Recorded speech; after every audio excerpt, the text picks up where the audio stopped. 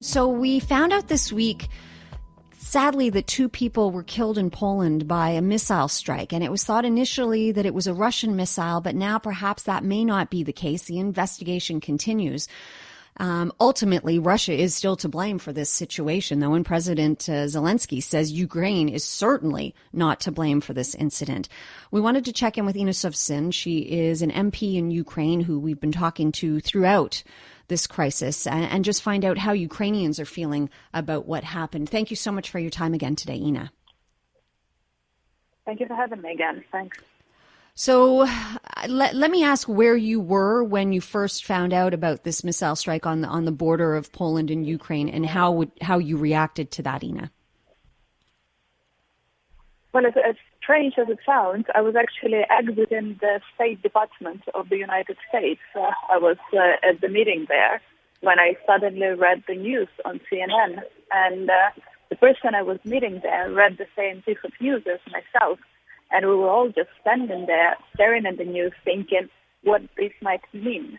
Because for a couple of hours there, I think all our thoughts were that this might actually lead to the Third World War. This might actually be the real beginning for that.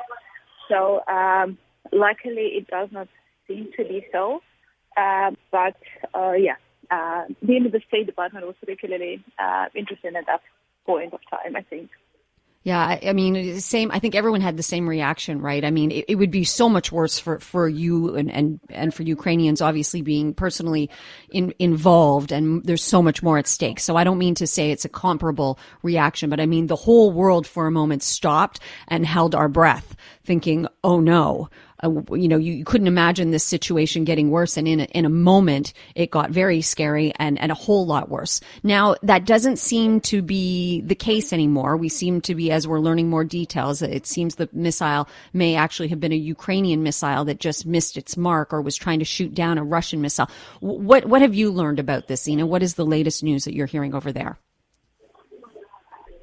Look, this is always an opportunity. This is always a chance that this was actually the case, right? So I was pretty much aware of that, and it makes logical sense as well, right? So I think that it's most likely this was the case, and we are ready to accept any results of investigations that are conducted by our NATO partners. But also we want to be included in the process of this investigation. That is something that Ukrainian authorities have been pushing for, to understand what actually happened. But I'll add a small personal comment on the issue that we just discussed, the issue of whether that could have led to the Third World War. You know, there were many discussions about that in Ukrainian social media, and many people were saying it's very tempting to have someone else help us fight against the biggest enemy as defined by NATO, right? That is how NATO defines who the biggest enemy is. That is Russia, but we are the one doing the fighting. And our soldiers are doing this themselves without any help from anyone else. On the other hand, and that was a very real scare, that this war between NATO and Russia would be taking place in Ukraine. And that is something that we all were very, very much scared of. So you know, we had to balance out those two feelings. And unfortunately, apparently we'll have to continue fighting this alone, but we hope that the supplies of weapons would speed up because of this incident. You know, when this began back in February, did you ever think all these months later that you'd still be in this situation, that this war would still be going on?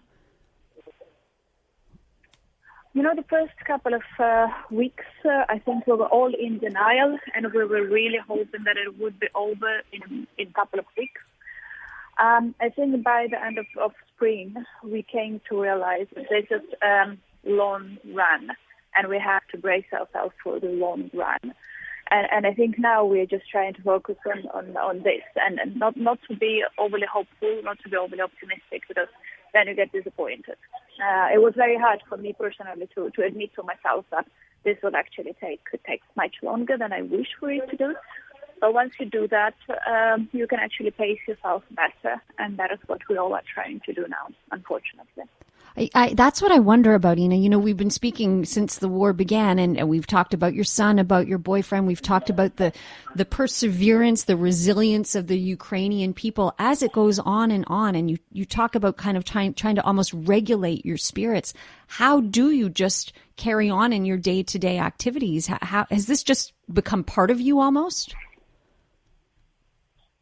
Oh, I'm so much afraid to think that this become part of me, that it is definitely something that is defining my life right now. I'm actually now about to board a flight in Washington, D.C. because I came here to lobby for more weapons to Ukraine. I never thought that I would know the types of weapons that exist there, right? I never thought that I would understand the difference between different types of tanks and launchers, missile launchers, and all of that.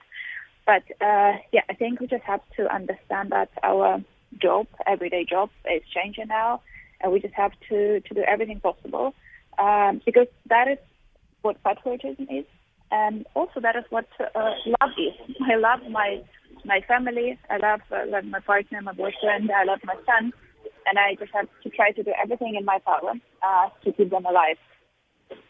You mentioned that's such a striking statement. You mentioned that you're in Washington about to board a flight. You've been lobbying for more weapons there. Do you feel like how's the reception, I would ask? Does it seem like that's going to happen? I think it is going to happen. I think we are less cautious now because we were very much worried about the elections results. But I've got reassurances that even with the changes in the House, in the Congress, help to Ukraine would still be continuing.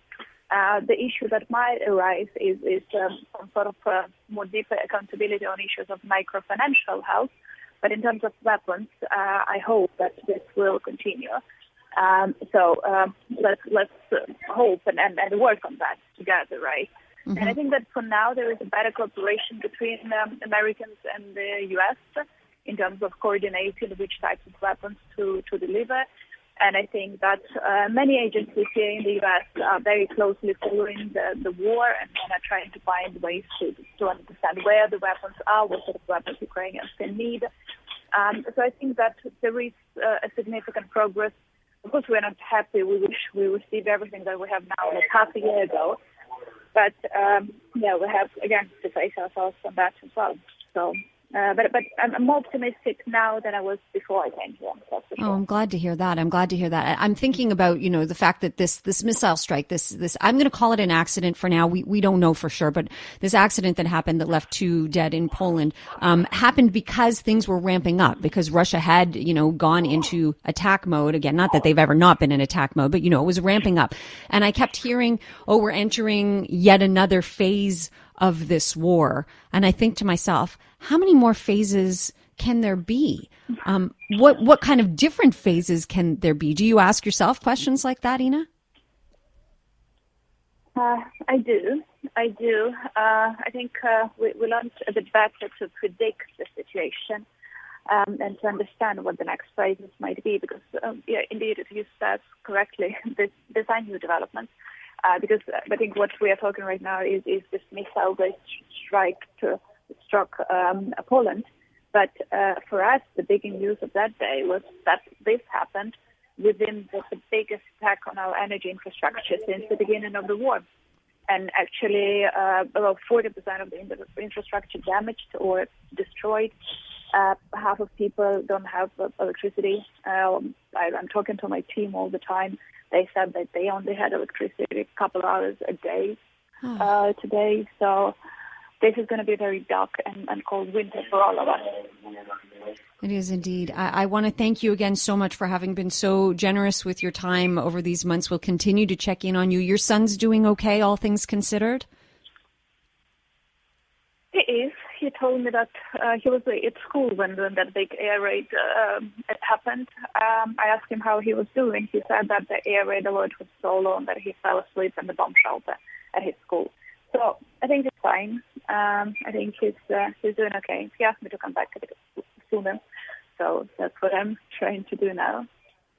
Well, I wish you safe travels, Ina, and I know you'll hug him so tightly when you see him, and just know that we're thinking of you and just hoping for this to end. Thank you again so much for your time. Thank you so much. Thank you. That is Ina SOVSUN. She is an elected member of parliament in Ukraine, joining us right now from an airport in Washington. She's making her way back there. She was in Washington, as she said, to lobby for more weapons to continue fighting Russia.